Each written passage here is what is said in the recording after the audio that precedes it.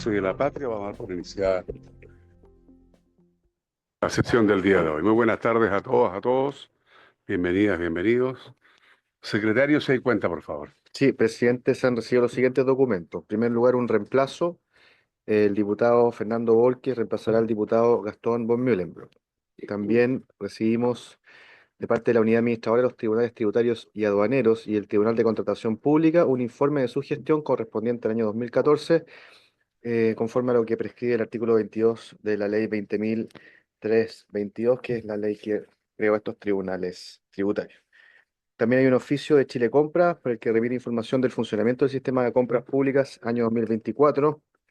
También la Asociación de Bancos e Instituciones Financieras informa las cifras de la banca a febrero de 2025, destacando colocaciones totales, morosidad agregada e índice de cobertura de provisiones. También se recibió de la Contraloría General de la República un oficio en cumplimiento del artículo 30 de la Ley 19.886 sobre base de contrato administrativo, informando las principales observaciones que a la fecha han sido detectadas en el marco de la aplicación de esta ley, como del decreto 661 que aprueba su reglamento. La Biblioteca del Congreso Nacional remite el boletín número 100, Informe de Coyuntura Económica Nacional y Escenario Internacional, que entrega información confiable sobre la dinámica de la economía, incluyendo información agregada y regional, incorporando análisis de indicadores relevantes. Y en cumplimiento de la ley de presupuesto del sector público, hay oficios de información del INAPI, del Servicio de Impuestos Internos, Subsecretaría de Pesca, Ministerio Secretaría General de Gobierno, en dos instancias distintas. Eso sería la cuenta, presidente. Bien, sobre la cuenta, ¿alguna palabra de los colegas? ¿No? En puntos varios, diputado Mellado. Muchas gracias, presidente. Presidente, quiero ver si podemos colocar en tabla el boletín 14.773-02, que es un proyecto de ley que crea la Comisión de Comercio Estratégico y regula la exportación de material de uso dual. Eso está en la comisión desde diciembre del 2023. Y esto crea un marco regulatorio exigido por nuestros principales proveedores de tecnología para facilitar la transferencia a Chile de bienes que pueden tener aplicaciones tanto civiles como militares, razón en la cual su exportación es regulada en todos los países de la OECD. Y esto podrá facilitar la transferencia de equipos necesarios para combatir el crimen organizado, como los sistemas de vigilancia y recolección de información de inteligencia. Es tremendamente importante y vital este proyecto para la defensa nacional y para la inteligencia en Chile para combatir el crimen organizado, y está desde diciembre de 2023. Quisiera que lo comentara la presidenta. Así será. Vamos a acordarlo y vamos a ver si la próxima semana efectivamente puede estar ya en tabla. ¿Alguna otra palabra dentro de varios? Bueno, a ver, yo les manifesté por el WhatsApp que ponía a disposición la presidencia de esta comisión. Es lo que hago en este acto. Entiendo yo que reglamentariamente son 46, 45 horas. Por lo tanto, esto sería para el día miércoles de esta semana, que habría que elegir a la nueva presidenta o al nuevo presidente. Secretario, por favor. Son dos normas del reglamento que regulan esta situación. Y la verdad que puede ser un poco difícil de seguir porque son 45 horas y a veces no calza, pero depende de cuándo se tome la decisión. Estamos considerando que usted está ingresando en este momento su renuncia, por lo tanto, perfectamente podría la comisión pronunciarse si se la acepta o no en 45 horas, es decir, el miércoles, la sesión ordinaria siguiente. Pero Y puede votar también. si hay unanimidad, Claro. se puede dejar sin efecto la norma siguiente, que es la que señala que cuando se produce la vacancia en el cargo, es decir, cuando su renuncia es aceptada, otras 45 horas para elegir al nuevo presidente. Si hay unanimidad, se puede hacer todo en un solo acto. Bien, espera que haya la unanimidad. Estimado colega Naranjo. Presidente, yo quisiera solicitar la unanimidad para aceptarle la renuncia a usted y agradecerle la excelente gestión que hizo, y también pedir la unanimidad para que el miércoles se haga la elección del próximo presidente. ¿Esa unanimidad para el próximo miércoles? Bueno, no está la unanimidad, entonces. El entusiasmo suyo no fue acogido. No, no lo sé, no sé. Eso depende de la votación de ustedes. Ya, pero pero el diputado Naranjo pide efectivamente la unanimidad para que esto pueda ser aceptado, la renuncia, y votado el día miércoles. ¿Ah? No hacer las dos cosas en el mismo acto. Es decir, hay dos normas, efectivamente, pero esto puede simplificarse en un solo acto. si habría, ¿no es cierto?, el acuerdo para que se acoja mi solicitud de dejar la presidencia de esta comisión. Eso aplicaría inmediatamente la segunda norma, que es que se votaría efectivamente el próximo día miércoles, ¿no? ¿Habría acuerdo para aquello?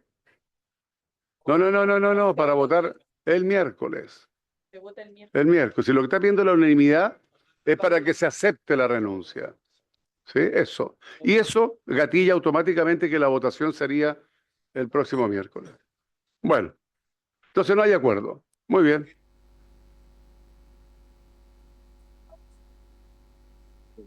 Secretario, por favor. No, Sí, hay una lo que pasa, norma. ustedes saben que, por su intermedio, presidente, la unanimidad manda en el 99% de los casos del reglamento, ¿cierto? Salvo contadas excepciones. Esta no es una de esas excepciones. Entonces, ustedes por unanimidad, lo que pueden hacer es dejar sin efecto por esta ocasión la norma que señala que debe pronunciarse la comisión respecto de la renuncia 45 horas después. Es decir, en la sesión ordinaria que ocurra al menos 45 horas después.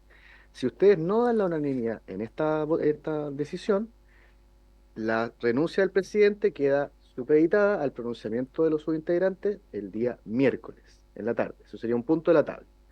Ustedes pueden dar la unanimidad en este acto para dos cosas diferentes. Para dejar la votación, la elección del nuevo presidente para el miércoles, o la pueden dejar para otro día, como ustedes prefieren.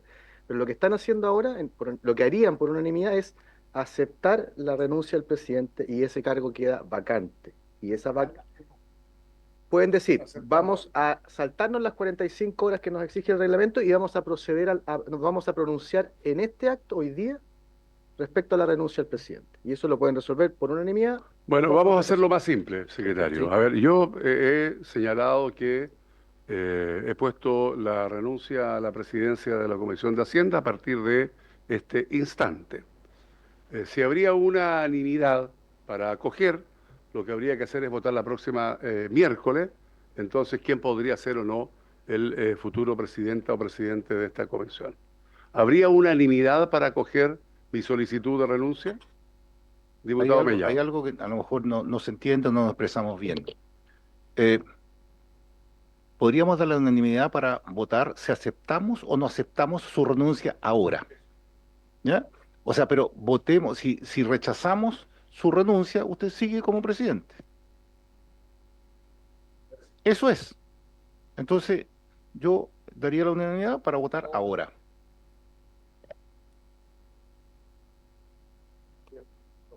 Ah, no.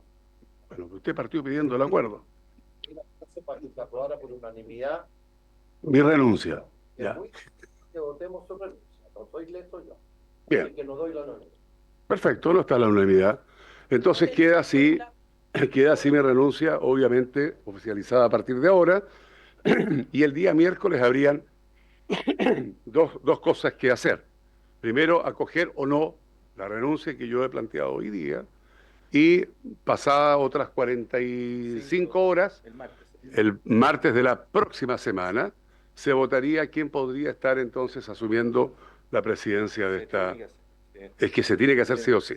Bien, no hay problema entonces, así queda acordado. Me encanta que siga aquí, señor. Me imagino, me imagino.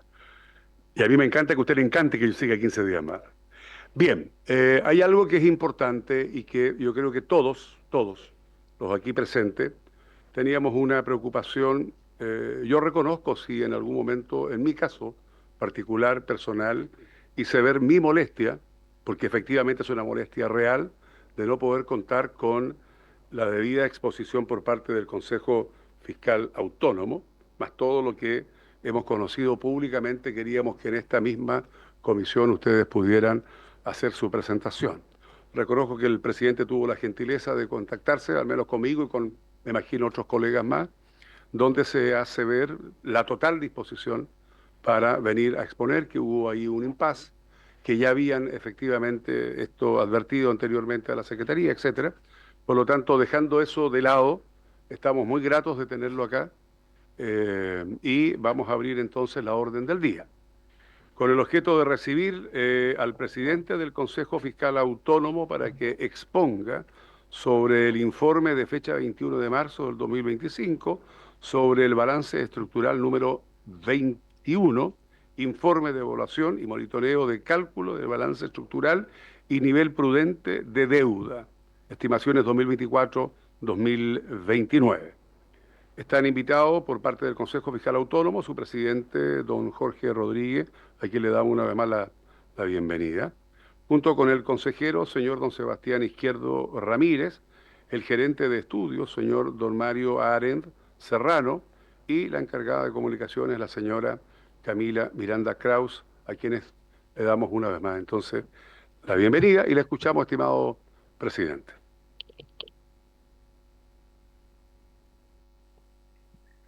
Muy buenas tardes a todos los señores y señoras diputadas aquí presentes. Agradecemos mucho la invitación para presentar este informe. Tenemos una presentación que ya todos tienen en su poder. Reafirmo efectivamente, como nos comunicamos con el presidente hace algunos días, nuestra total disposición para venir a presentar todos los informes que haga el Consejo Fiscal Autónomo, más allá de que la ley nos mandata hacer una presentación semestral a la comisión mixta. Nosotros estamos disponibles efectivamente para presentar informes adicionales a ese, y lo que vamos a hacer a continuación es justamente presentar nuestro informe trimestral que publicamos el día 21 de marzo. También hago ahí el punto que, como fue publicado el 21 de marzo, el cierre estadístico de las cifras que voy a presentar tiene esa fecha. Un breve repaso del índice de lo que vamos a hablar. Vamos a hacer una introducción y un contexto de lo que hemos llamado como situación de estrés fiscal. Vamos a analizar la desviación del cumplimiento de la meta de balance estructural del año 2024. Vamos a analizar los desafíos fiscales de mediano plazo y vamos a terminar haciendo una reflexión sobre la posibilidad de un amplio acuerdo por la sostenibilidad fiscal. Entonces, pasando a la introducción y el contexto de estrés fiscal, voy a hacer un breve recordatorio de que nosotros somos un órgano colegiado, que lo que estamos presentando a continuación es un informe consensuado entre todos los miembros del Consejo, y que nosotros hacemos fundamentalmente análisis y recomendaciones en materia de sostenibilidad fiscal, que son recomendaciones no vinculantes. Son solamente recomendaciones para todos los tomadores de decisiones de política fiscal, que son principalmente el Ministerio de Hacienda, la DIPRES y las comisiones respectivas del Parlamento. Y por lo tanto, reafirmo que por lo mismo es de nuestro mayor interés dar a conocer nuestros análisis y nuestras recomendaciones, justamente porque la única herramienta que tenemos es el poder de persuasión de nuestros análisis y nuestras recomendaciones. Este informe, como los que les voy a presentar ahora, como les señalaba, es un informe del 21 de marzo y corresponde a un informe trimestral que nosotros hacemos periódicamente para analizar la evolución de la deuda bruta del gobierno central y del balance estructural, que son los dos indicadores clave de la regla dual de finanzas públicas que rigen en Chile. En este sentido, nosotros una de las tareas que hacemos es verificar que el cálculo del balance estructural está realizado de manera adecuada por la Dirección de Presupuestos, cosa que nosotros verificamos, que efectivamente está correctamente realizado. Una cosa distinta es que más allá del cálculo existan riesgos fiscales, que de hecho nosotros los identificamos y los vamos a mostrar. Además, quiero señalar que este informe se complementa, esto es un informe periódico, pero se complementa con un informe extraordinario que hicimos en febrero, que fue un informe extraordinario que hicimos porque identificamos que no se había cumplido la meta fiscal del año 2024.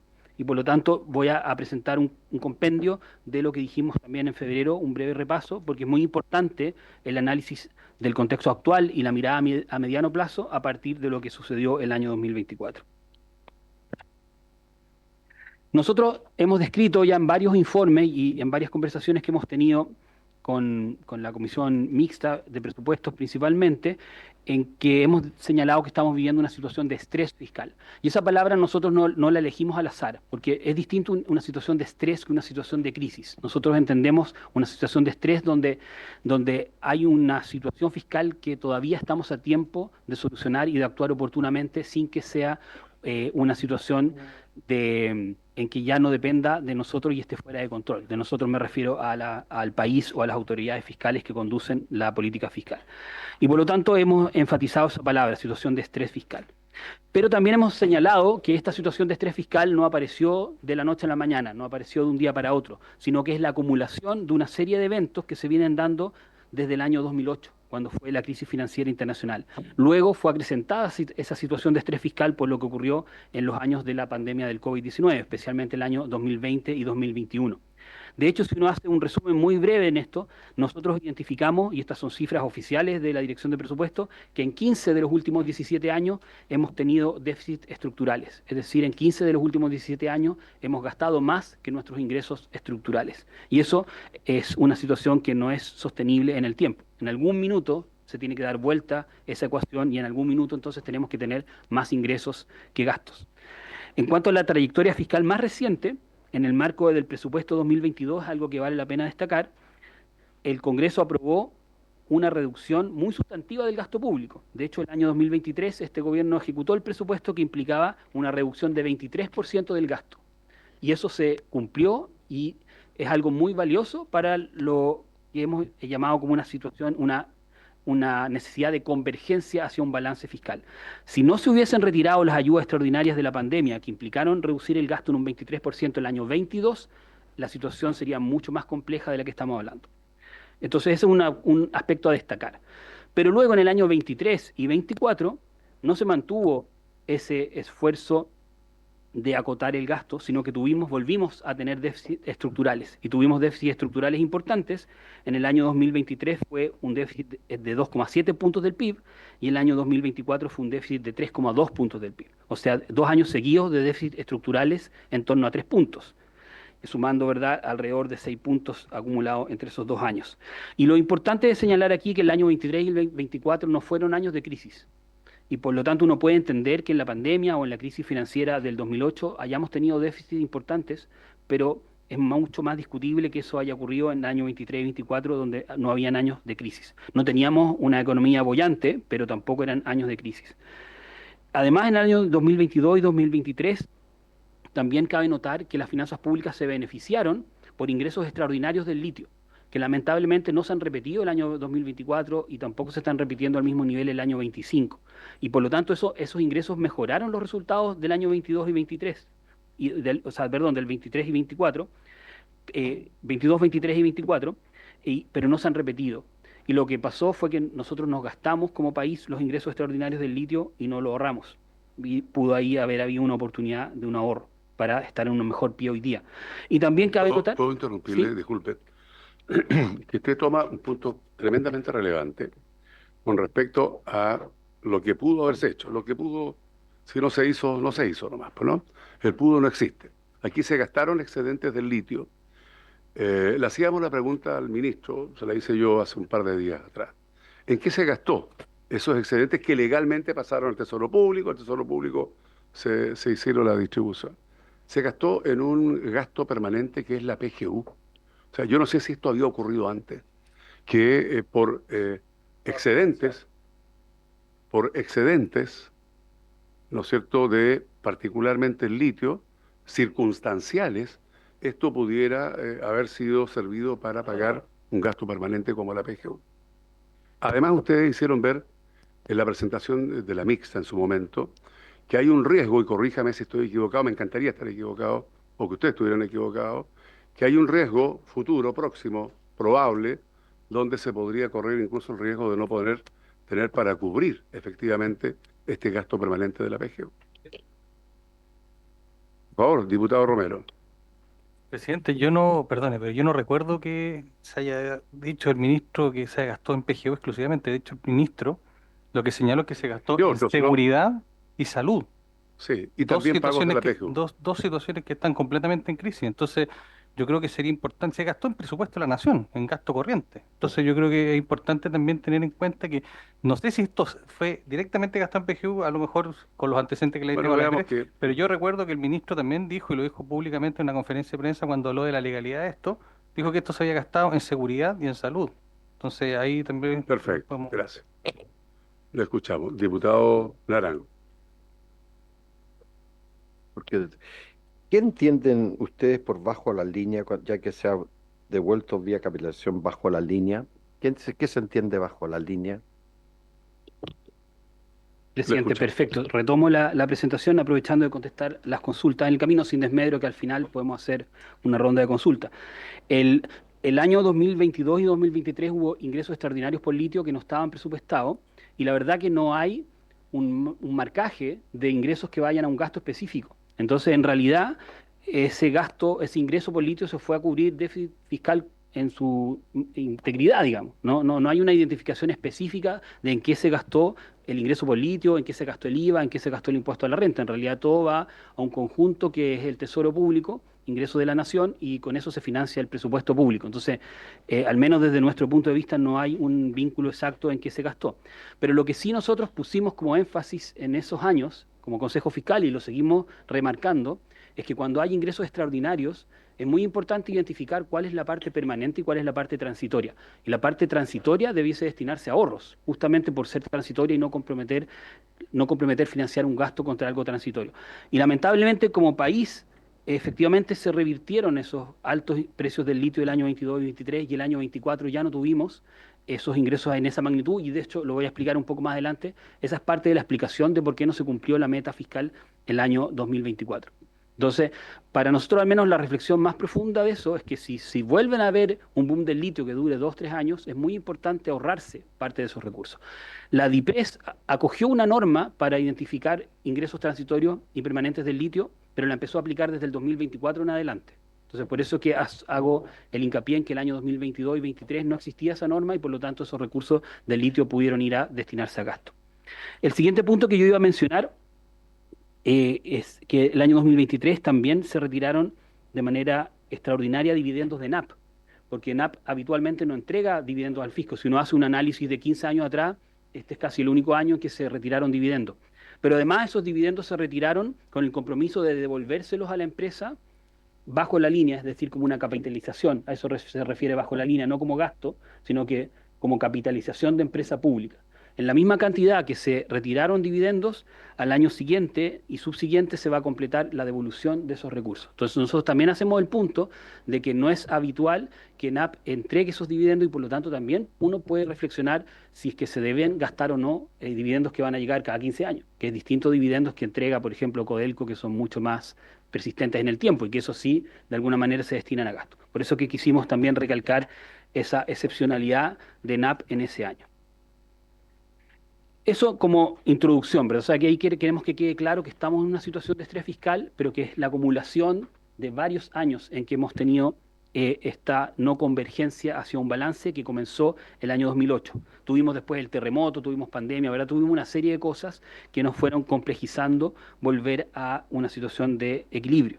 Y lo que nosotros llamamos es que de alguna vez por todas volvamos a esa situación de equilibrio. Respecto del año 2024, donde, como les comentaba, hicimos un informe especial en febrero sobre esta materia, apenas se conocieron las cifras oficiales de que no se había cumplido la meta autofijada por el gobierno de balance estructural para el año 2024. Como ustedes saben, cada gobierno se fija sus propias metas de balance estructural. No es algo que por ejemplo, imponga el mismo Consejo Fiscal. Nosotros no tenemos esa atribución. En el año 2024, el déficit estructural alcanzó un 3,2% del PIB, y la meta autoimpuesta por el gobierno era un déficit de un 1,9% del PIB, es decir, un desvío de 1,3 puntos. Y nosotros calificamos ese desvío como un desvío extraordinario para un año sin crisis. Porque en pandemia obviamente hubo desvíos más grandes que ese, por ejemplo, pero en un año sin crisis es un desvío especialmente alto. Y nosotros consideramos que esa situación era preocupante justamente por ser un año de no crisis donde uno esperaría estar más cerca de un equilibrio o incluso estar teniendo posibilidades de ahorrar para pagar las deudas contraídas en los años en que sí hubo crisis. Primero decimos que se trata de una magnitud extraordinaria de un desvío para un año sin crisis. Segundo, que esto dificulta la convergencia hacia un balance de equilibrio alguna vez, y de hecho presiona que superemos el nivel prudente de deuda de 45% del PIB, que es el otro indicador de las finanzas públicas, también autofijado por el gobierno, de no superar un 45% del PIB de deuda bruta. Y en tercer punto, porque cuando el gobierno se autofija metas y no las cumple, también se pone en entredicho la capacidad y o compromiso del gobierno de cumplir con sus propias metas. Y por lo tanto nosotros hemos hecho simulaciones que si se repiten desvíos de esa magnitud por varios años, se puede superar el nivel prudente de deuda a 45% del PIB, que es algo que no es deseable. Y insisto, son metas establecidas por el propio gobierno. Esta explicación de por qué no se cumplió la meta de balance estructural en el año 2024 fue principalmente porque no se cumplió con los ingresos proyectados. Y la explicación que da la misma dirección de presupuesto es que no se cumplieron los ingresos proyectados principalmente en dos fuentes. Uno fue la operación renta y otro fueron los ingresos del litio. que ya nos estábamos refiriendo a eso. Justamente había una expectativa de que el 2024 los ingresos por litio iban a caer, pero no iban a caer tanto como de verdad cayeron. De alguna manera se acabó ese boom que hubo el año 22 y 23 y afectó eso los ingresos fiscales. Los ingresos fiscales, de hecho, fueron 1,3 puntos del PIB menores a lo proyectado. Y en términos de ingresos estructurales fueron 1,6 puntos del PIB menores a lo proyectado. Y cuando eso sucede, para cumplir la meta, durante el año, la única herramienta que le queda al gobierno es ajustar el gasto, porque los ingresos durante el año están más o menos jugados. Cuando uno mira el mediano plazo, uno puede pensar en alguna reforma tributaria, en el combate a la evasión, pero durante el año eso es mucho más difícil. Entonces el gobierno se encontró con estos menores ingresos en el camino y la única herramienta que le quedaba para cumplir la meta era ajustar los gastos. Y el gobierno ajustó los gastos, lo ajustó en algo, pero en una cantidad insuficiente para cumplir la meta. De hecho, el gobierno el año 24 ejecutó el 99% del presupuesto, no ejecutó el 100%, ahí hizo un esfuerzo, pero aún así tuvo este desvío significativo de la meta estructural. De hecho, para haber cumplido la meta, tendría que haber ajustado en 1,3 puntos adicionales del PIB el gasto, y con eso hubiera cumplido la meta. Ahí estamos hablando de 4.300 millones de dólares, que es una magnitud muy significativa para poder cumplir la meta el año 2024. Entonces el gobierno hizo un esfuerzo, pero que se quedó muy corto y por eso no cumplió la meta. Y también vale la pena recalcar que el esfuerzo que finalmente hizo el gobierno en ajuste del gasto fue absolutamente en gasto corriente. O sea, perdón, absolutamente en inversión y no en gasto corriente. Entonces lo que hizo finalmente el gobierno fue retrasar inversión y no un verdadero ajuste o ganancia de eficiencia en el gasto corriente. Y eso es un punto también bien significativo, porque cuando uno retrasa inversiones, a la larga también afecta el crecimiento económico del país y también los mismos ingresos fiscales, porque si hay menos crecimiento económico, a la larga también hay menos ingresos fiscales. Y por lo tanto, nosotros ahí también hacemos una reflexión para los ajustes necesarios para el futuro, es que no sean preferentemente en inversión, sino que sean preferentemente en gasto corriente, para justamente no sacrificar o erosionar el crecimiento económico.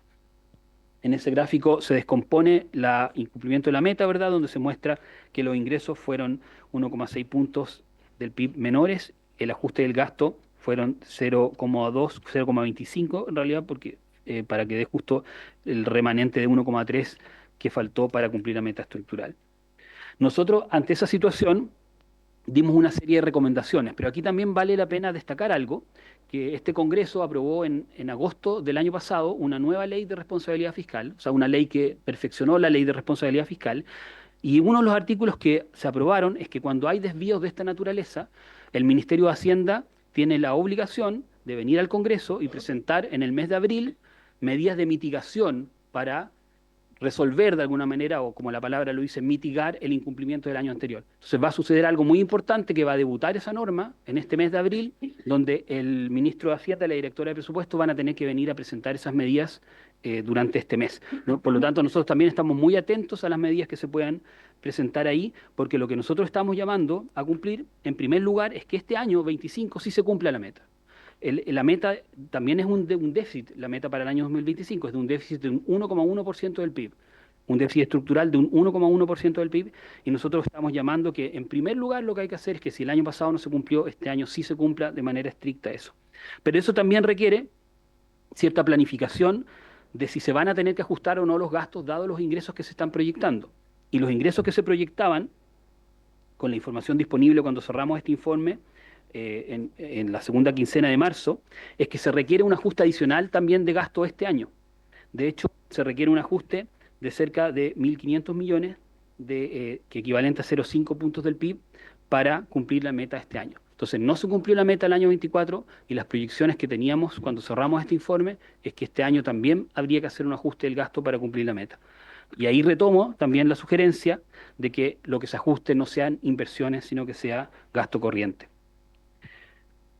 También hacemos hicimos en ese informe recomendaciones de que las ganancias de eficiencia del gasto sean permanentes, o sea, que no sean simplemente postergación de cosas, no sean postergación solo de inversiones, y también a veces hay cosas que pueden ser gasto corriente, pueden ser ayudas sociales, pueden ser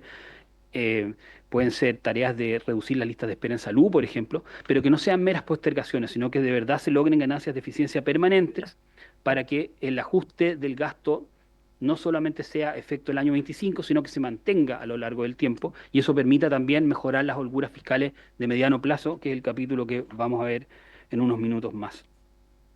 También justamente por lo mismo le recomendamos a la Dirección de Presupuestos que prepare anticipadamente un plan exigente de ajuste del gasto público que tenga efectos a mediano plazo, o sea, no solamente que estemos fijándonos en el año 25. Y también que se vaya reconstruyendo gradualmente el Fondo de Estabilización Económica y Social, el FES. ¿Por qué? Porque el FES es el fondo donde nosotros depositamos los ahorros del fisco que nos sirvió para enfrentar la crisis del 2008 y nos sirvió para enfrentar la crisis de la pandemia. Y hoy día ese fondo tiene 1,2 puntos del PIB. Y hoy día, lamentablemente, podemos estar a las puertas de una nueva crisis, ¿verdad?, por el comercio internacional y quizás vamos a necesitar esos recursos y hoy día ese FES está mucho más escuálido que como estuvo para enfrentar la crisis financiera del 2008 y la crisis del COVID. Por lo tanto, ahí hay una recomendación también que hemos estado llamando a hacer.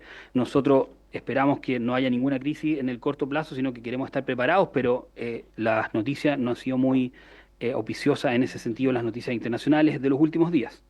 También hemos llamado, por lo que sucedió el año 2024, a que la DIPRES mejore sus modelos de proyección de ingresos, justamente porque el año 2024 hubo una mucho menor recaudación de la que se proyectó. Entonces ahí puede haber un problema de descalibración de los modelos de proyección de ingresos que es importante resolver. En ese aspecto, la DIPRES le encomendó al Fondo Monetario Internacional un estudio que se está pronto a publicar, y me imagino que será público, que ustedes le pueden pedir que lo vengan a presentar acá también, respecto de cómo mejorar justamente sus modelos de proyección de ingresos. Y es un estudio valioso que se debiese dar a conocer y obviamente no basta con el estudio, sino que el paso siguiente es que la DIPRES implemente esas recomendaciones para que no haya imprecisiones en el futuro o las imprecisiones sean más chicas, porque siempre es difícil proyectar ingresos, pero que sean lo más chicas posible las imprecisiones de proyecciones futuras. También recomendamos sistematizar y publicar los criterios para clasificar contablemente qué transacciones financieras se registran como sobre la línea y bajo la línea. Esto también es importante porque la precisión de los indicadores de balance estructural y de deuda depende en parte importante de cuán bien estén clasificados las distintas transacciones que van sobre y bajo la línea. También advertimos que a pesar de que los ingresos del año 2024 fueron menores que los proyectados, hubo un componente transitorio que los ayudó al alza, que fue el impuesto sustitutivo de impuestos finales, el ISIF. Pero el ISIF dio buenos frutos, pero duró solamente hasta enero del 25, o sea, es algo que ya se acabó. Entonces también hay que tener mucho cuidado en algo que también fue transitorio, de que no se use para comprometer gastos permanentes. Y finalmente también recomendamos avanzar en la transparencia de las estadísticas fiscales porque es fundamental para que nosotros podamos hacer nuestros mejores análisis y también esta comisión y los analistas en general necesitan de más transparencia en materias de ingresos y gastos fiscales y también de movimientos bajo la línea. Las implicancias para el 2025 del incumplimiento de la meta del 2024, lo primero es que ya mencionaba que la Dirección de Presupuesto, el Ministerio de Hacienda, tiene la obligación de venir en abril a presentar medidas de mitigación y lo que nosotros estamos recomendando es que se cumpla la meta de un déficit de un 1,1% del PIB, pero la DIPRES estaba en esa fecha pronosticando que este año habría un déficit de un 1,6% del PIB. O sea, la DIPRES en marzo estaba pronosticando que habría un incumplimiento de nuevo este año. Y nosotros estamos siendo enfáticos en decir que este año hay que cumplir, y ahí estaba la cifra que yo les comentaba, de que hace falta recortar 1.500 millones adicionales, 0,5 puntos del PIB este año. También ahí es válido destacar que el Ministerio de Hacienda acordó justamente con este Congreso ya hacer un ajuste este año. Ya se acordó ajustar un 0,2 puntos del PIB, 635 millones de dólares. Eso se acordó en el transcurso de la tramitación de la ley de presupuesto de este año. Pero eso sigue siendo insuficiente con la información disponible para cumplir con la meta. Evidentemente que la DIPRES puede actualizar sus proyecciones, de hecho es algo que va a ser en este informe de abril, y vamos a tener que recalcular esa cifra de ajuste necesario para cumplir la meta este año. Y por eso que insisto que es muy importante que se conozca y que se analice bien ese informe que va a presentar el Ministerio de Hacienda este mes. En el siguiente gráfico está justamente la proyección de este año de la meta de un 1,1% del PIB, los ingresos estructurales menores que ya se están proyectando, comparado con lo que se proyectó en la ley de presupuesto, el ajuste que ya se hizo del gasto público proyectado, 0,2 puntos del PIB, pero el remanente que falta serían 0,5 adicionales para poder cumplir. Y ahora me paso al mediano plazo. En el mediano plazo, la Dirección de Presupuestos habitualmente proyecta 4 años adicionales al año que se está ejecutando. En este caso tenemos proyecciones de la DIPRES hasta el año 2029.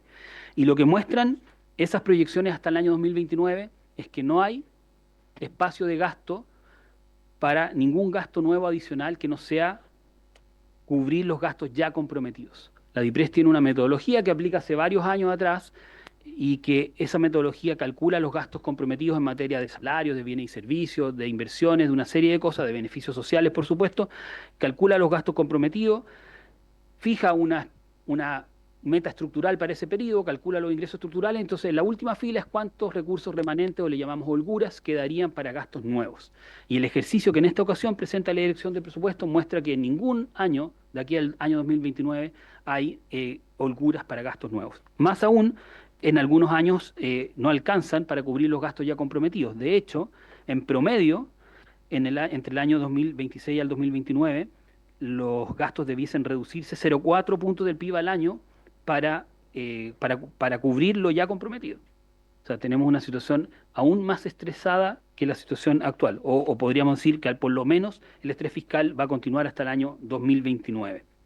Si uno hace una acumulación de eso, da un total de 5.948 millones de dólares en este periodo, pero también aquí es importante notar que si uno hace un ajuste este año de 1.500 millones y ese ajuste lo mantiene permanente en el tiempo, es decir, es una ganancia permanente de eficiencia y no simplemente un retraso de algo, se solucionaría, llegaríamos a un nivel de equilibrio en el año 2029 si es que no se reponen esos 1.500. Digo esto porque no es que se haya que recortar hoy día 5.948 millones, sino que pueden ser 1.500, pero no se repongan en 4 años y eso aproximadamente, ¿verdad?, da la cifra de 5.900. Esta situación en este gráfico se muestra que empeoró respecto, de hecho, de la misma proyección de la Dirección de Presupuesto del trimestre anterior, donde tenía una proyección de holguras pequeñas, pero en algunos años eran positivas y la última proyección son todas las holguras negativas. Entonces, ¿qué recomendamos nosotros ante este escenario? Lo primero es constatar que la situación de estrés fiscal va a durar más allá de esta administración y puede que dure 1 o 2 administraciones más y por lo tanto es muy importante que tengamos una mirada de largo plazo en el ajuste fiscal que hay que hacer. Aquí, como que retomo con un mensaje, la situación de estrés fiscal se originó por una acumulación de cosas que vienen desde el 2008. La solución requiere esfuerzo de esta administración, pero también en la siguiente. O sea, también es una cosa que va a tener implicancias de mediano plazo.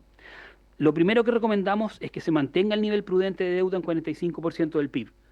No sería adecuado que ante una situación de estrés fiscal lo que hagamos sea cambiar las reglas y las metas, ¿verdad? Eso sería como hacerse una especie de autoengaño, ¿verdad? No soy capaz de cumplir mi regla autofijada, entonces me cambio la regla. No, creemos nosotros como consejo que es muy importante mantener ese umbral de deuda prudente, 45% del PIB, y buscar no superarlo. Hoy día, vamos a ver, estamos cerca del 42% del PIB, o sea, estamos cerca ya de ese umbral. Alcanzar un acuerdo político amplio para lograr ganancias de eficiencia del gasto público. Segunda recomendación.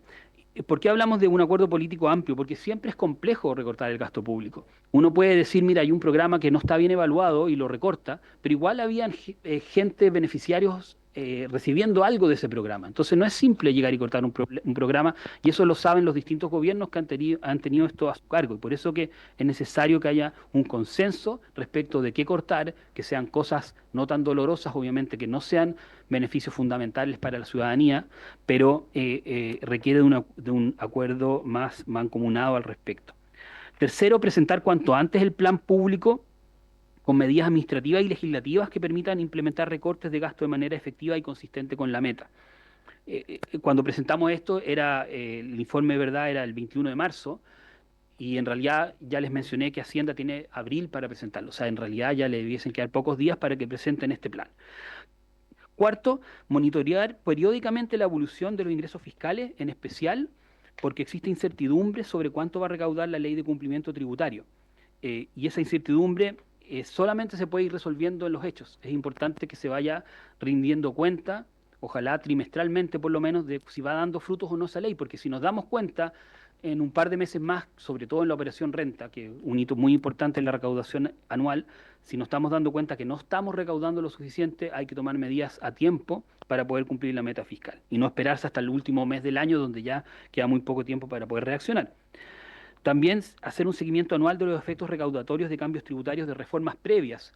Muchos ustedes saben que siempre es que se presenta una reforma tributaria viene acompañada de un informe financiero, que además han ido mejorando en cuanto a su cantidad de detalles, pero después se ha hecho poco en hacer análisis ex post respecto de si se recaudó lo que se dijo que se iba a recaudar y por qué sí o por qué no.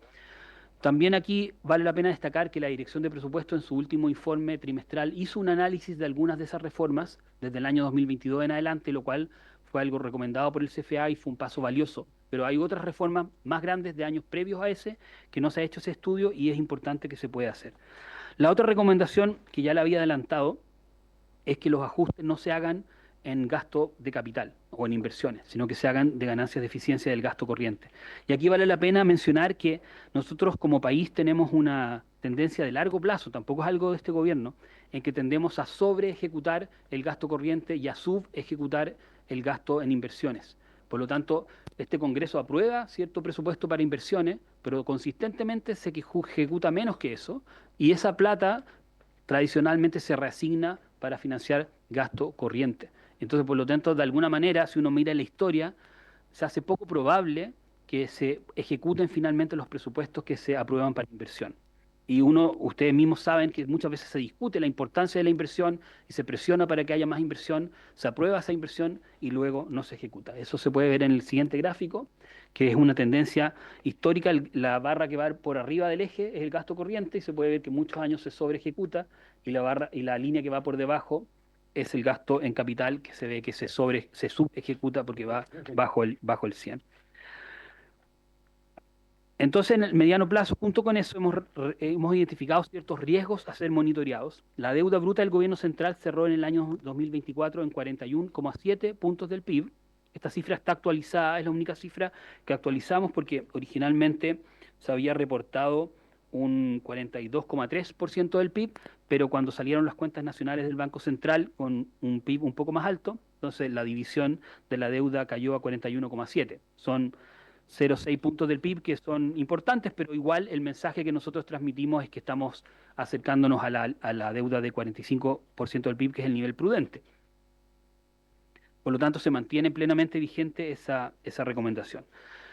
Y si bien la Dirección de Presupuestos, a su proyección hacia el año 2029, esto se puede ver en el gráfico siguiente, se ve que la línea roja de arriba, ¿verdad? Recta, es el nivel prudente de 45% del PIB que no se debe superar, y la proyección de la IPRES es que la deuda se estabiliza en torno a 42% del PIB, incluso podría tender a bajar, según la IPRES, a 40,6% del PIB en el año 2029, pero nosotros advertimos que hay muchos riesgos que pudieran hacer que eso no ocurra, y que por lo tanto son riesgos que tienen que ser monitoreados, pero no solo monitoreados, también gestionados, ¿verdad? Una cosa es monitorear y otra cosa es tomar acción respecto de los riesgos. Y esto, remarco, lo hicimos en fecha 21 de marzo, y después de eso sabemos que han ocurrido otras situaciones que hacen aún más riesgoso analizar esta situación. Los riesgos que identificamos en ese minuto fue la posibilidad de que las desviaciones de la meta de balance estructural se vuelvan persistentes. Si se incumple nuevamente 1 año, 2 años, 3 años, la meta de balance estructural, la deuda se va a superar ese nivel de 45% del PIB. Otro riesgo es que aumente el costo de endeudamiento dada la incertidumbre geopolítica internacional. Esto nosotros lo escribimos el 21 de marzo, antes de los anuncios sobre el comercio internacional que hizo Estados Unidos. Entonces, con mayor razón, ese riesgo ahora se hace presente. Tercero, riesgo asociado a las variaciones del tipo de cambio, dada la mayor proporción de la deuda denominada moneda extranjera. Hoy día el tipo de cambio está cerca de los 1.000 pesos. Y como nosotros tenemos cerca de 1/3 de nuestra deuda en moneda extranjera, por el solo hecho de que suba el tipo de cambio, la deuda aumenta, solamente por efecto tipo de cambio. Y por lo tanto también eso presiona a que aumente y pudiera acercarse más peligrosamente al 45% del PIB. Otro tema de riesgo es la subestimación de las necesidades de inversión pública. Como ya he mencionado, se han retrasado inversiones públicas y la proyección de mediano plazo de la IPRES tiene una caída en la inversión pública. Y es algo que probablemente en este Congreso no se vayan a aprobar presupuestos con caídas en la inversión pública, y por lo tanto ahí van a haber más presiones de gasto y por lo tanto más presiones de deuda si es que no hay ingresos. Otro riesgo, menor recaudación que la esperada en la ley de cumplimiento tributario, que ya lo había mencionado, y la activación de gastos o desactivación de ingresos que actualmente no estén adecuadamente registrados en la contabilidad fiscal. Lo siguiente tema que queríamos destacar es el gasto en intereses. Porque esto tiene una traducción muy concreta. Muchas veces a nosotros nos preguntan qué efecto tiene la sostenibilidad fiscal finalmente en la ciudadanía. Y un efecto muy directo y que es fácil de comprender por la ciudadanía es que mientras más deuda tenemos, mientras más riesgoso somos como país, más es lo que vamos a tener que gastar en intereses. Y mientras más gastamos en intereses, menos queda disponible para financiar gasto sectorial, ¿verdad? En salud, educación, vivienda.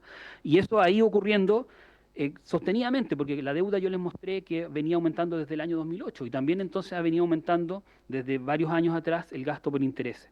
Para hacer una comparación, entre el año 2015 y el 2024, el gasto por intereses pasó de ser el 2,8% del gasto público a un 4,9% del gasto público. Un 4,9% del gasto público equivale aproximadamente al gasto completo del Ministerio de Vivienda. Entonces, hoy día nos estamos gastando en intereses el equivalente a lo que gasta el Ministerio de Vivienda en el año. En términos del PIB, pasamos de un 0,7 puntos del PIB el 2015 en intereses a 1,2% el 24, y la DIPRES pronostica que eso va a seguir creciendo, como se ve en el gráfico siguiente. Por lo tanto, este es un punto muy importante, ¿verdad? Y una traducción directa de los efectos de tener más endeudamiento en el gasto público y en los espacios de gasto que quedan para prioridades ciudadanas.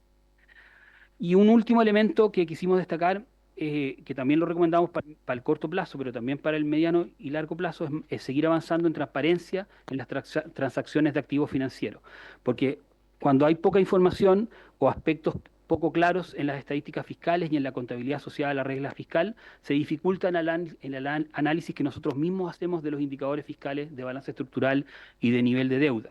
Por lo tanto, ahí hemos recomendado sistematizar y publicar todos los criterios para clasificar las transacciones que se registran como inversión o desinversión bajo la línea y cuáles se registran como ingreso o gasto sobre la línea, asegurando que la contabilidad para la regla fiscal y el indicador de balance estructural reflejen adecuadamente la situación de las finanzas públicas. Respecto a este tema, a nosotros la Dirección de Presupuesto nos dijo que en el primer semestre iba a publicar un estudio con esta materia. Así que también nosotros estamos muy atentos a ese estudio y también sería importante que sea conocido por esta comisión. En este mismo elemento, este mismo ámbito de las transacciones, de cómo se registran correctamente, nosotros hicimos en su momento, en diciembre, si mal no recuerdo, un informe específico sobre el CAE, ¿verdad? Que se está discutiendo un proyecto de ley específico que reemplaza el CAE por un nuevo sistema y nosotros identificamos que había algunos elementos que no estaban adecuadamente bien registrados en el CAE, respecto de si eran gastos, si eran ingresos, si eran deudas recuperables o no por parte del fisco, y eso también, su correcto registro tiene que ser considerado. También vuelvo a mencionar el caso de los dividendos de NAP, ¿verdad? Que se retiraron extraordinariamente y luego se devolvieron vía capitalización. Son aspectos que hay que revisar cómo se registran de mejor manera. Y finalmente, publicar sistemática y periódicamente información sobre otros activos y pasivos relevantes sobre pasivos relevantes que no se registran dentro de la deuda neta, y aquí lo más importante son deudas flotantes a proveedores y otras cuentas por pagar. La deuda bruta del gobierno central no registra deuda de proveedores de salud, por ejemplo, ni ninguna deuda con proveedores, y eso es un tipo de endeudamiento que igual existe, no es formalmente deuda bruta del gobierno central, pero es una cuenta por pagar, y por lo tanto también es importante monitorear cuánto de eso estamos teniendo, porque en especial post pandemia esas cuentas quedaron bastante más altas que su promedio histórico. Y ahí el llamado es a que se muestren esas cifras y se puedan monitorear. Y con esto cierro para después poder pasar a contestar las preguntas y comentarios que surgen. Nosotros consideramos que la situación que hemos descrito de estrés de las finanzas públicas es una situación preocupante que debe ser abordada. Cuidamos de no llamarla crisis, pero no queremos llegar a una crisis, o sea, creemos que se puede y se debería actuar antes de llegar a una crisis. Y por lo tanto resaltamos que eso requiere ser abordado con un acuerdo amplio en pos de la sostenibilidad fiscal que incluya en lo que corresponda al Ejecutivo y al Congreso para garantizar coherencia entre los gastos permanentes y sus fuentes de financiamiento que también deben ser permanentes. En el corto plazo, para el año 2025, nosotros hemos enfatizado que lo que se necesita es hacer un ajuste del gasto para poder cumplir con la meta de balance estructural. ¿Por qué? Porque ya estamos, ¿verdad?, en abril y es difícil que se puedan hacer cosas en ingresos durante el mismo año. Entonces, lo que está a la mano en el corto plazo es ajustar los gastos. Pero sí vale la pena mencionar, y esto lo hemos dicho en informes previos, que en el mediano plazo el abanico de opciones se abre. En el mediano plazo es muy importante que haya mayor crecimiento tendencial, porque eso genera también no solo beneficios para el país por el crecimiento, genera también ingresos fiscales, y eso en el mediano plazo es importante hacer medidas para recuperar el crecimiento tendencial. Ganancias de eficiencia permanente en el gasto público, eso lo repetimos porque es válido para el corto plazo, pero también es válido para el mediano plazo. Reducción de la evasión y la elusión tributaria, que ahí ya se legisló un proyecto, ¿verdad?, de cumplimiento tributario y es importante ver que se monitoree que vaya cumpliendo y también se abre la opción de nuevos ingresos tributarios. Eso es parte de la discusión política que se debe dar. El ministro de Hacienda ha señalado que en esta administración no van a haber nuevos proyectos tributarios con efecto recaudatorio, ha hablado de unos proyectos que van a ser neutros fiscalmente y por lo tanto nosotros para el corto plazo no tenemos esa opción, pero para mediano plazo, según la administración entrante, puede tenerlo en sus planes y es una opción que está válida dentro de la mirada de estas 4 fuentes de mediano plazo. Y por lo tanto en esto cerramos remarcando que la situación es importante de ser abordada, que como hay que tomar decisiones difíciles, a veces dolorosas, es necesario que cuenten con apoyo transversal para poder llevarlas a cabo y que es mejor empezar a actuar ahora antes de que sea una situación más crítica, como hemos visto que le ha pasado a otros países de la región, por ejemplo. Gracias, estimado presidente. Una muy sólida y buena cuenta que se agradece. Y vamos a abrir las consultas. No sé si el diputado Naranjo quiere comenzar. Diputado Naranjo, luego el diputado Donoso. A ver, presidente, tal vez una cuestión de forma y de acuerdo. Yo creo que sería súper importante que quedara concordado con la Comisión del Fiscal Autónomo que esta rendición que hacen en el Senado debieran también hacerla aquí o conjuntamente. ¿Ya? Pero, ¿ah? Eh, porque yo creo que es una cuestión fundamental para el buen funcionamiento de las comisiones de Hacienda, tanto el Senado y la Cámara de Diputados, y que no se vuelva a repetir lo que hemos tenido que prácticamente pedirle, rogarle y exigirle que vengan a hacer esta exposición aquí. Así que a mí me parece importante que se pueda implementar tanto allá como acá o conjunta, pero no vivir esta situación incómoda que hemos vivido en estos días. Dicho lo anterior, señor presidente, eh, me llama la atención porque es una discusión que está en el tapete hoy en día y que se plantea como fundamental para abordar la evasión y la ilusión es el secreto bancario, el levantamiento del secreto bancario. Y en ninguna parte de esta exposición, ni siquiera una letra sobre aquello, cuando cualquiera sabe perfectamente que levantar el secreto bancario hoy día en el país es fundamental. Y me sorprende que no haya ni un comentario, ni siquiera insinuarlo, que es algo que se está discutiendo. Por otro lugar, presidente, se habla de ajustes en el gasto fiscal de 1.500 millones de pesos este año y de 6.000 millones aproximadamente para los próximos años. No, si no me equivoco. ¿Ya? Y perdón que sea no insidioso, pero me parece sorprendente que le escuché algo decir una candidata presidencial, algo parecido a esto, hace algunos días atrás. Y mire qué coincidente con lo que dijo el Consejo Fiscal Autónomo, ¿no? No sé, pero parece curioso. Que cuando dijo que ella iba a bajar en 6.000 millones de dólares ¿ah? Y es coincidente, no sé, pero me llama la atención. Solo digo, me llama la atención que sean tan coincidentes lo que sostiene ella con lo que dice el Consejo Fiscal Autónomo. Y a partir de lo que ellos señalan en reducir gastos, presidente, me gustaría que fueran más precisos, porque se habla así muy en general, porque si se tomara al pie de la letra lo que se está diciendo aquí estamos poniendo la primera semilla para el estallido social 2.0. ¿Mm? Porque hacer una reducción de gastos tan brusco como esta, serán los subsidios habitacionales que no se van a reducir, el costo cero va a desaparecer de salud, la PGU que está en 250.000 la vamos a eliminar o vamos Entonces son una serie de gastos sociales que si uno tomara al pie de la letra esto, habría que hacerlo. Y si se hace, ponemos la primera semilla para el estallido social 2.0, presidente. Gracias, diputado Naranjo. Diputado, le había pedido, sí, diputado Donoso y luego diputado Barrera.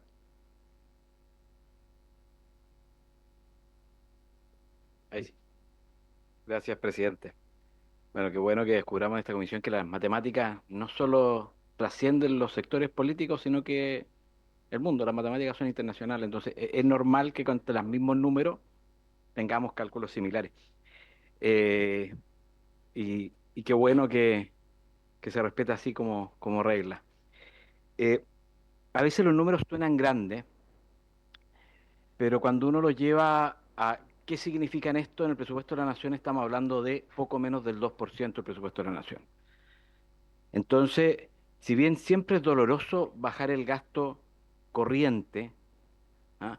Porque eso significa tener menos arriendos, menos funcionarios, porque todos los gobiernos tienen prioridades, creo yo. Entonces, uno puede gastar menos las cosas que no son prioridades, y ningún gobierno va a gastar menos en PGU, a menos que su prioridad sea darle menos sueldo a los adultos mayores. Pero sí será nuestra prioridad, ¿ah? Bajar el gasto en cosas permanentes que no tengan efectos graves para la población. En un 2% creo que es posible. El tema es cómo construimos el acuerdo para que esto efectivamente se ejecute. Porque hoy día se hizo con cierta anuencia del ministro de Hacienda ante la evidencia. Tenía un problema grave y lo hizo pensando en el presupuesto para este año. Pero lleva 2 años eh, con un presupuesto sobreestimado en ingresos. Y por lo que vemos en estas mismas cifras, vemos que el 23% es uno de los números altos en los últimos 10 años de sobre ejecución del gasto corriente. Entonces, eh, creo que es correcto lo que nos dice el Consejo Fiscal Autónomo. Yo desdramatizaría las cifras, hablar del 2% o menos del 2% de la baja del gasto corriente no es una locura, pero sí tenemos que empezar a entendernos que las matemáticas no tienen color político, ¿ah? Y que podemos aplicarlas en beneficio del país. Gracias, diputado Alonso. Diputado Barrera. Gracias, presidente. Bueno, saludar a través de su intermedio a nuestro invitado del Consejo Fiscal Autónomo. Tengo algunas preguntas. La primera, cuando hablan sobre el déficit fiscal del año 2024 de 3,2, menos 3,2 del PIB, y que hay una desviación de 1,3 puntos, después dice la persona que expuso que es un desvío extraordinario para un año sin crisis. Entonces me gustaría conocer, si es posible, la definición de crisis, porque, por ejemplo, me gustaría saber si creen de que hoy día no tenemos una crisis en las listas de espera en la salud o en el financiamiento de la educación.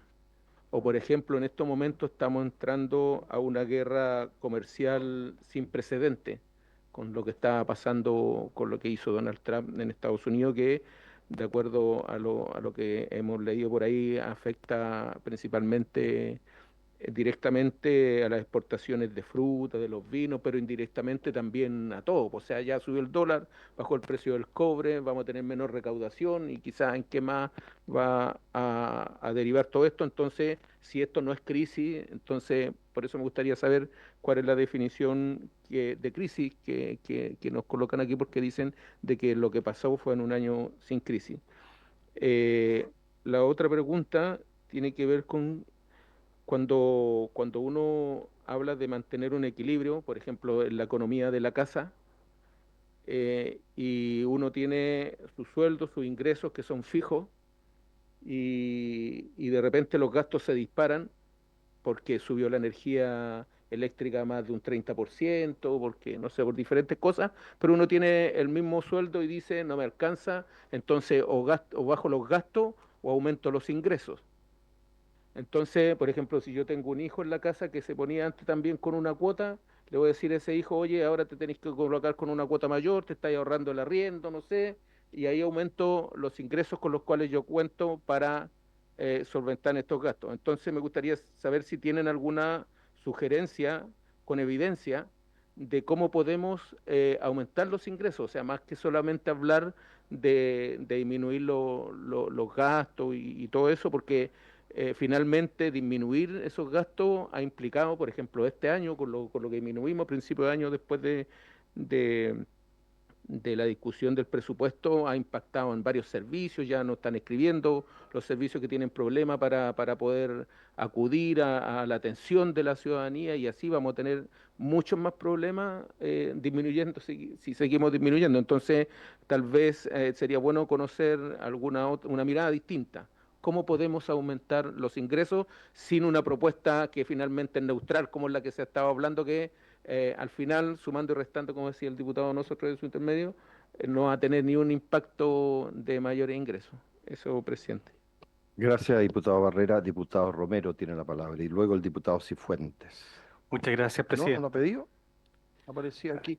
Presidente, a mí me interesa hacer una pregunta en particular. Básicamente me preocupa el tema de estos 6.000 millones que nos va a dejar delegado el gobierno del presidente Boric. Entonces, la pregunta es, yo recuerdo que vino el Consejo Fiscal Autónomo a conversar acá respecto al tema de la reforma previsional, ¿ya? Y yo quiero preguntarle si ustedes estuvieron a la vista de estos antecedentes, porque sabe, el problema es que eh, cuando nosotros discutimos, presidente, usted recordará el presupuesto, la magnitud de este legado no era de este nivel. O sea, nosotros sabíamos que iba a haber un déficit, pero primero no sabíamos que iba a llegar un 3.2, ni tampoco que íbamos a heredar de aquí al año 2029 tener que ir haciendo rebajas para más o menos llegar a un ajuste de 6.000 millones de dólares. Entonces yo quiero preguntarles a ustedes, en el fondo, ¿qué cambió durante este tiempo? ¿Qué cambió desde diciembre, enero al día de hoy respecto de que estemos hablando de este estrés? Que yo creo que efectivamente hay que empezar a decir las cosas como son en Chile a los problemas. Esto es una crisis, o sea, si no lo tomamos en serio, definitivamente el gobierno que venga, y especialmente si existe una preocupación o por lo menos lo que estoy escuchando acá, es que en vez de ahorrar o de tener un interés de ahorrar, es ver de dónde sacamos más plata para seguir gastando. Acá recién se ponía el ejemplo de la economía de una casa. Claro, esto es una economía de una casa en que se está gastando la plata en salud, en educación, todo mal, pésimo, porque los resultados son horrorosos, en seguridad horroroso, pero también el dueño de casa actual igual le gusta carretear. Entonces, le gusta el pase cultural de 15.000 millones, le gustaría llegar a un punto del PIB en gasto en cultura mientras se mueren los enfermos. Ahí 40.000 personas mueren, pero hay que gastarse el 1% del producto en cultura, porque eso le gusta a él. Entonces quiere carretear, pero no hay más plata. Entonces ahí no se logra entender este tema de la responsabilidad. Entonces yo le quiero preguntar, a su juicio, ¿ustedes tenían esta información al momento que dieron su opinión respecto al tema de la reforma previsional? Porque eso sí que es una reforma de magnitud. Eso es una reforma para muchos años más. Entonces, obviamente que a mí me gustaría saber si ustedes tuvieron esta información, no la tuvieron, se las ocultaron, lo subieron después porque hicieron un informe complementario a estos temas. Y no sé si con esta información ustedes consideran que esa reforma es sostenible. Porque yo recuerdo que las recomendaciones del Consejo iban en relación a información, a hacer modelamientos de algunos temas en particular, pero no escuché nada de esto, que se planteara un tema tan grave como esto. Ahora, me queda clarísimo que los presupuestos de inversión, presidente, se han transformado en provisiones. O sea, a los parlamentarios les prometen un hospital, les prometen les prometen colegio, les prometen una carretera, y finalmente le dicen que sí, se aprueba el presupuesto, y después el presidente de la República, y esto yo creo que es una crítica para todos los presidentes, finalmente, por resignación, en definitiva, la usan para gasto corriente, es decir, amigos, asesorías y todas las payasadas que finalmente tienen mesas de trabajo que terminan en nada, como el gabinete de procrecimiento.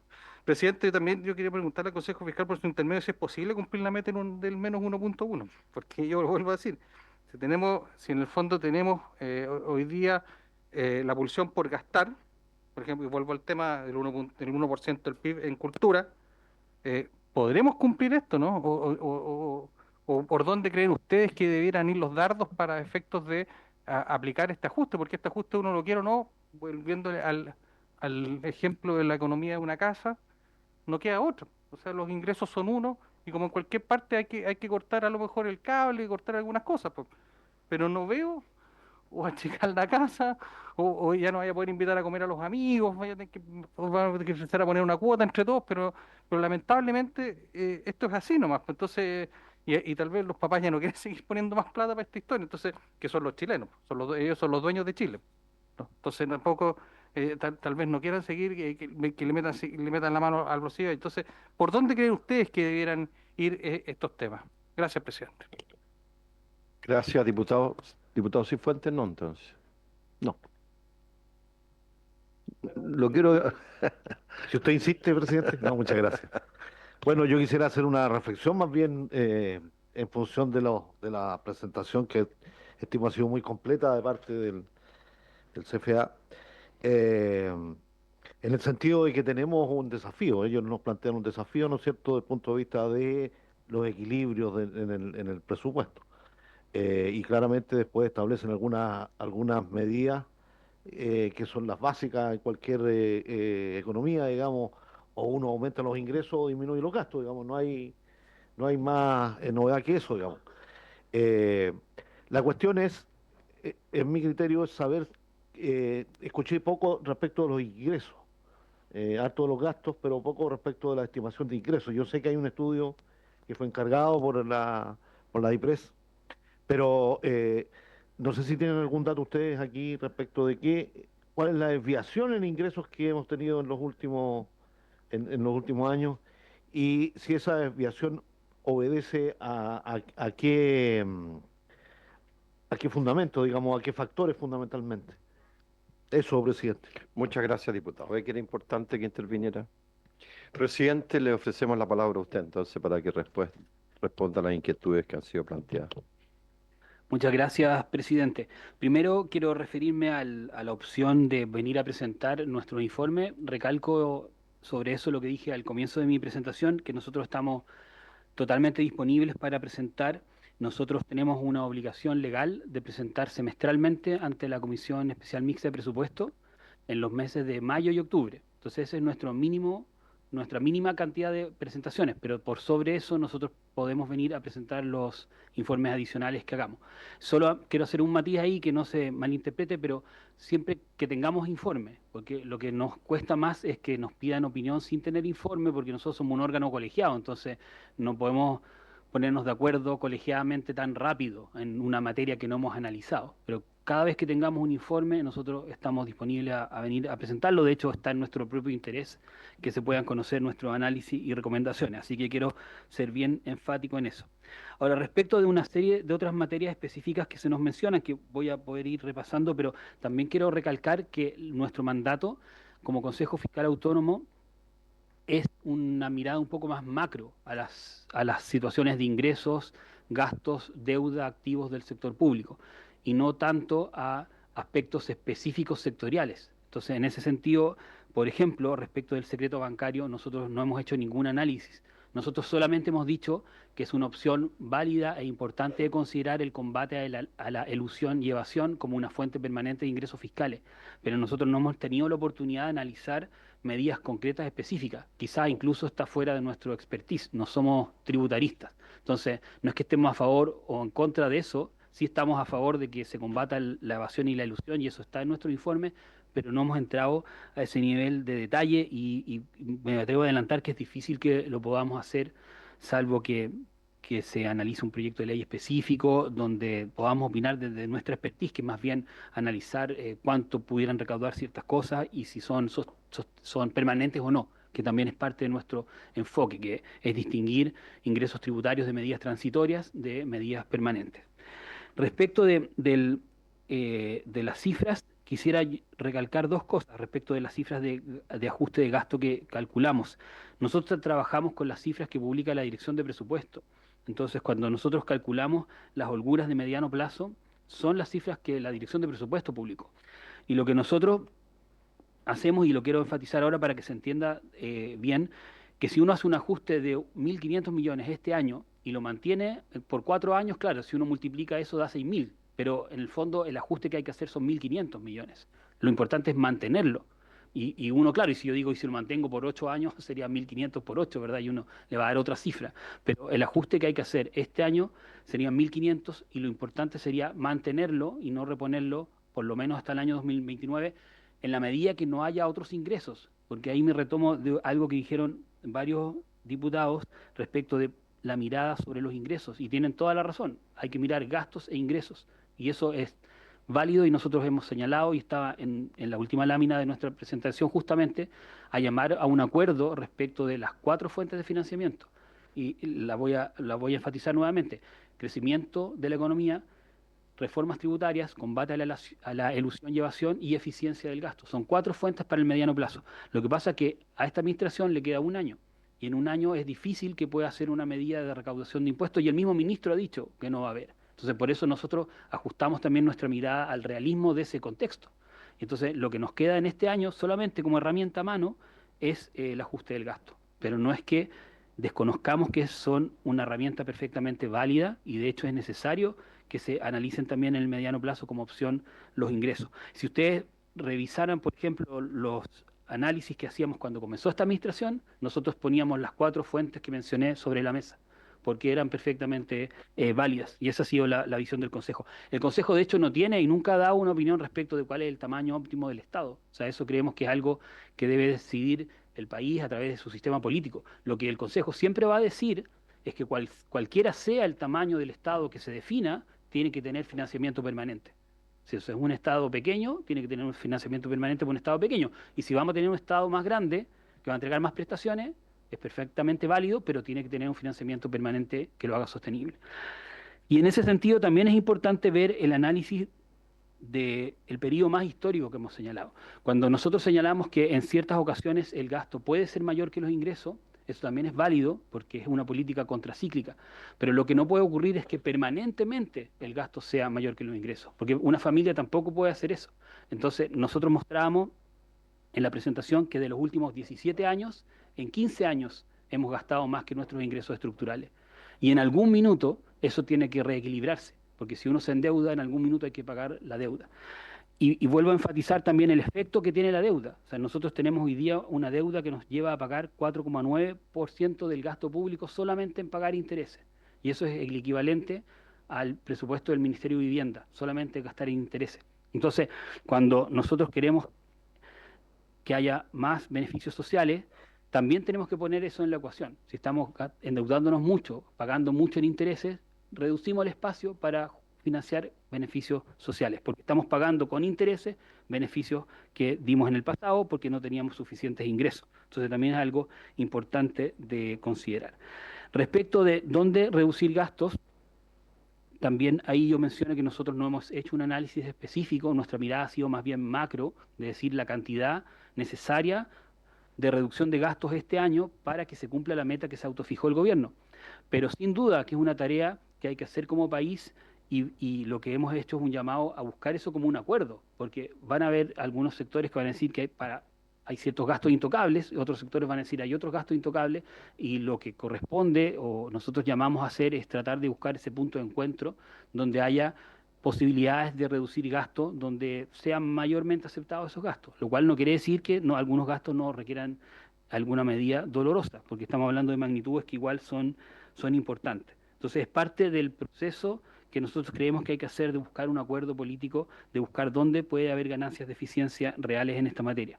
Y que, como digo, generalmente los países evitan hacer ajustes en temas muy dolorosos, pero por eso es importante hacerlo antes de que sea demasiado tarde, porque cuando hemos visto en nuestro propio país, en la historia, o en países vecinos de la región, a veces se llega y hay que recortar urgentemente, más a rajatabla, sin poder hacer este análisis más cuidadoso y más detallado, donde sea más consensuado y menos doloroso hacer el ajuste. Entonces creemos nosotros que aún estamos a tiempo de hacer eso como país. Respecto de qué entendemos nosotros por crisis, de nuevo nosotros miramos eso desde un punto de vista más bien macroeconómico. Entonces nosotros nos referimos que no eran años de crisis el 2023 y el 2024, porque igual hubo crecimiento económico. Un crecimiento moderado, pero fue crecimiento económico, no fue un decrecimiento, ni tampoco estábamos en una crisis de desempleo. Entonces, más bien mirando variables macroeconómicas, más que, o sea, en ningún caso busca desconocer que existen necesidades sociales insatisfechas. De hecho, o sea, estamos conscientes de eso y por eso que el llamado es hacer el ajuste justamente para no sobreendeudarnos y no gastar demasiado en intereses que nos obliguen o no nos dejen espacio para atender esas necesidades sociales. Pero que no sea un año de crisis no significa que no reconozcamos que haya necesidades sociales insatisfechas. O sea, no fue parte de nuestro análisis eso, sino que más bien variables macroeconómicas de crecimiento y desempleo.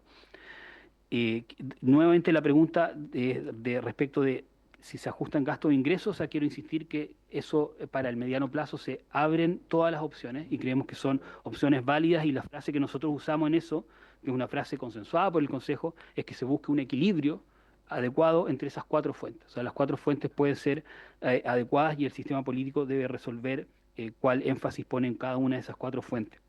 Respecto de la reforma previsional, recordar que nosotros ahí hicimos un análisis respecto de riesgos fiscales de la reforma previsional. Tampoco analizamos la reforma previsional en sí misma porque también es una materia ad hoc que no tenemos el expertise, pero nosotros sí miramos las cifras fiscales agregadas de la reforma previsional y nosotros identificamos 11 riesgos en la reforma previsional y propusimos medidas de mitigación al respecto de cada uno de esos riesgos. El gobierno acogió algunas de esas medidas, algunas completamente, otras a medias y otras en menor medida, y nosotros comprometimos a hacer un informe complementario. O sea, si bien la reforma ya está aprobada y está vigente, nosotros comprometimos y lo tenemos en nuestra agenda de trabajo, hacer un informe complementario a cómo fueron acogidas esas mitigaciones que nosotros propusimos. Lo que sí quiero recalcar es que una de nuestras medidas de mitigación era que los gastos tuvieran mayor gradualidad y se fueran gatillando en la medida que hubiera, por ejemplo, mayores ingresos estructurales. Eso fue una propuesta que hicimos. El Ministerio de Hacienda acogió en cierta medida eso, dijo que el aumento de cotización, que era un componente del gasto público, iba a estar ajustado a la evaluación de lo que recaudara la ley de cumplimiento tributario.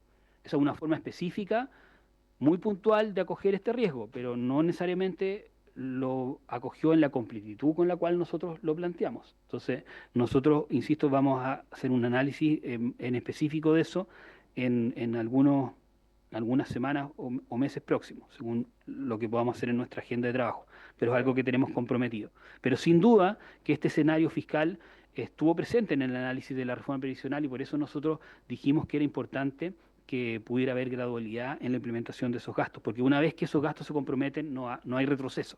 Y en eso también nosotros estamos conscientes que uno no puede retroceder en esos beneficios tan importantes para la ciudadanía.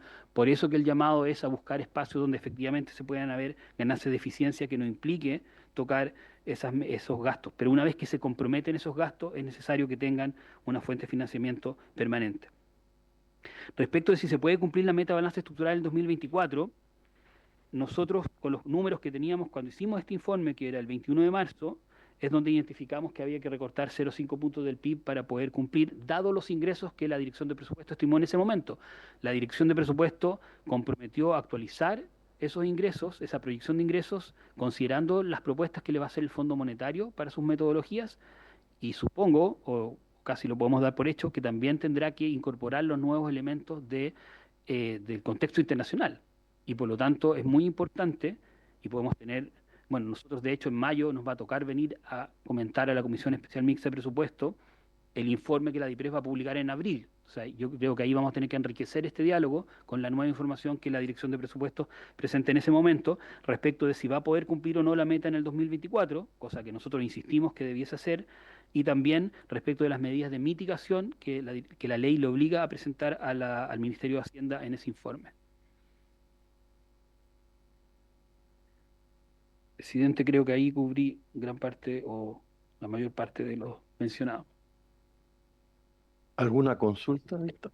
Yo quisiera hacerle dos consultas. Una, usted siempre ha hablado de bajar los gastos corrientes, pero no ha especificado cuáles. Y lo segundo, ha hablado de mantener los gastos en inversión.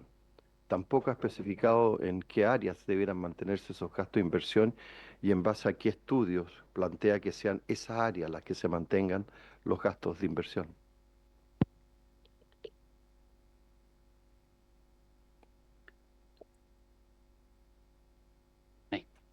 Presidente, efectivamente nosotros hemos mostrado cifras que consistentemente por varios años y por distintas administraciones la inversión se subejecuta de manera importante y esos recursos se van reasignando durante el año a gasto corriente. Lo que nosotros queremos resaltar respecto de eso, que la inversión genera a la larga, considerando nuestro Sistema Nacional de Inversiones, que es un sistema bastante riguroso que evalúa los proyectos de inversión pública y los califica si tienen o no rentabilidad social. Considerando eso, creemos que no es conveniente sacrificar la inversión pública, que la inversión pública sea el mecanismo de ajuste, porque en la segunda vuelta de su efecto tendría menor crecimiento económico y por lo tanto incluso menores ingresos fiscales. Entonces se produciría un círculo vicioso. Y por eso que llamamos como a proteger la inversión pública en ese sentido, considerando que nuestro Sistema Nacional de Inversiones es riguroso y funciona y por lo tanto estamos hablando de proyectos que tienen rentabilidad social. Y en el caso de qué gastos corrientes reducir, o sea, y vuelvo a señalar que nosotros no hemos hecho un análisis específico de línea por línea, sino que es un análisis macro, pero evidentemente que la discusión tiene que bajar a ese nivel. O sea, nosotros estamos conscientes que la discusión no puede seguir solamente en decir grandes cantidades, sino que hay que ponerle línea por línea elementos que den esas cantidades, que sean políticamente viables, que sean lo menos perjudicial posible para la población, que no afecte probablemente derechos adquiridos. Nadie va a proponer que se ajuste la PGU, por ejemplo, pero nosotros sí en su momento propusimos que el ajuste de la PGU, que el crecimiento de la PGU sí fuera consistente con la medida que fuéramos teniendo mayores ingresos. Pero es un trabajo detallado que hay que hacer, que nosotros podemos hacer un aporte dentro de nuestras capacidades, pero que también nos excede. O sea, necesitamos aquí que haya una propuesta del propio Ministerio de Hacienda que entendemos que la va a hacer en su informe de abril porque forma parte de las medidas de mitigación. ¿Alguna consulta, diputado? Presidente, siempre se usa políticamente en los diversos gobiernos que generan aumento de gasto por personal. Y cuando se hace un estudio más riguroso del impacto que tienen, no es tan relevante ni tan importante en el gasto público que ocurre en el país. Entonces se hace mucho alarde, y se ponen cifras y números exagerados, y de que eso es lo que está generando el mayor gasto público. Y entonces me gustaría si usted pudiera precisar eso. Presidente, nosotros no hemos identificado que el gasto en personal sea una línea específica que haya que hacer el recorte. Hemos hecho consultas a la Dirección de Presupuestos sobre la materia y la Dirección de Presupuestos nos ha informado que, al menos en esta administración, parte de ese gasto en personal es la transferencia de personal que estaba en educación municipal y que ahora está en los servicios locales de educación. Por lo tanto, es un componente importante que a nivel agregado, si uno hablara de gobierno general, no es un mayor gasto porque son las mismas personas que se traspasan, pero a nivel de gobierno central es un gasto que asume el gobierno central que antes asumían los municipios. Entonces, ahí hay que hacer una distinción. Y también hay que tener en cuenta que muchos de las entregas de bienes y servicios que hace el Estado también son intensivas en personal. Entonces, en realidad, por ejemplo, el sector salud es un sector intensivo en personal. Y por lo tanto, lo que se debiese hacer en esa materia es un análisis sector por sector. Es probable que cuando uno hable de seguridad ciudadana concluya o pudiera concluir que quizás faltan policías. Y si uno hace un análisis del sector salud, pudiera concluir que falte algún tipo de especialista.